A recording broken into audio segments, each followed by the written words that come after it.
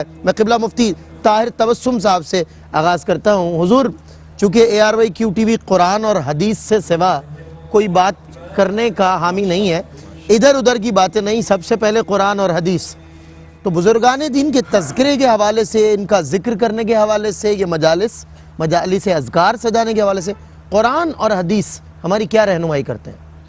نحمدہ ونصلی ونسلم علی رسولہ الکریم، اما بعد فاعوذ باللہ من الشیطان الرجیم، بسم اللہ الرحمن الرحیم۔ بہت شکریہ شاہ صاحب، بہت بڑے اعزاز کی بات ہے ہم سب کے لیے کہ آج ہم ایک ایسی ہستی کے عرس شریف میں حاضری کی سعادت پا رہے ہیں جو سید زادے بھی ہیں، اللہ اکبر، جو عالم بھی ہیں، جو صوفی بھی ہیں، جو صاحب فکر بھی ہیں، صاحب نظر بھی ہیں، صاحب کردار بھی ہیں، واہ، جو جامع شریعت و طریقت ہستی تھے۔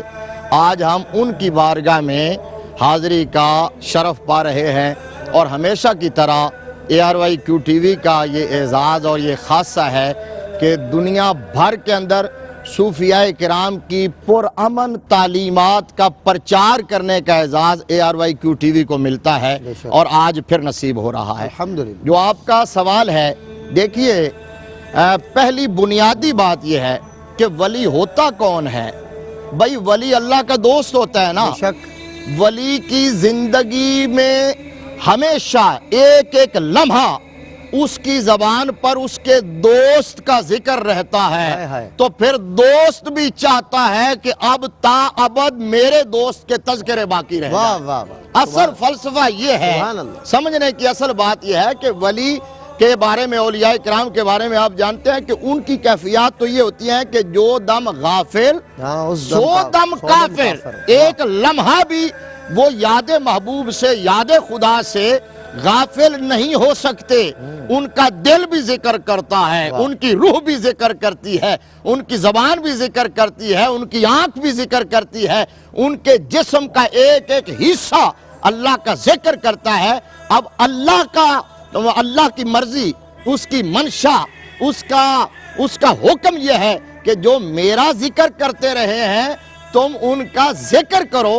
قرآن مجید فرقان حمید برہان رشید کا ہم مطالعہ کرتے ہیں تو اللہ تبارک و تعالیٰ فرماتا ہے وَاذْكُرْ فِي الْكِتَابِ إِبْرَاهِيمَ وَاذْكُرْ فِي الْكِتَابِ إِسْمَاعِيلَ وَاذْكُرْ فِي الْكِتَابِ إِدْرِيسَ وَاذْكُرْ فِي الْكِتَابِ موسیٰ۔ اللہ فرماتا ہے کہ جو میرے محبوب مقرب بندے ہیں، چاہے وہ انبیاء ہوں یا اولیاء ہوں، فرمایا ان کا ذکر کرو، ان کا ذکر کرنے سے میری رضا ملتی ہے۔ اور آپ کو میرے لجپال نبی نے فرمایا، آقا علیہ السلام نے تو کیٹاگوریکل یہ ارشاد بتا دیا، فرمایا ذکر الانبیاء من العبادہ و ذکر الصالحین کفارہ۔ فرمایا انبیاء کا جو ذکر ہے وہ عبادت ہے، اور جن کا ذکر ہم کر رہے ہیں اولیاء اللہ، صالحین، صوفیاء کرام، بزرگان دین، فرمایا ان کا ذکر گناہوں کے لیے کفارہ بن جاتا ہے۔ ہم صرف یہاں رسم ادا نہیں کر رہے، ہم تو اپنے گناہ مٹانے کے لیے آئے ہوئے ہیں۔ جن کا ذکر کر رہے ہیں ان کا نام لیتے ہی گناہ مٹنا شروع ہو جاتے ہیں۔ کیا بات ہے مصعب، بہت فلو میں اور بہت ایکسٹمپور آپ بولتے ہیں، ماشاءاللہ۔ اور ناظرین کرام، بات یہ ہے کہ میں اللہ کو کہاں تلاش کروں؟ میں نے تو رب کو دیکھا نہیں ہے، مجھے رب ملتا نہیں ہے، میں اللہ کی تلاش میں نکل پڑا ہوں مگر مجھے اللہ مل نہیں رہا۔ لیکن مجھے یہ یقین ہے کہ میں جس دربار میں آیا ہوں اس ہستی کو اللہ مل گیا تھا، تو انہی کے توسل اللہ مجھے بھی مل جائے گا۔ اور میں اللہ کی تلاش میں یہاں آیا ہوں، اپنے رب کی تلاش میں یہاں سب آئے ہیں۔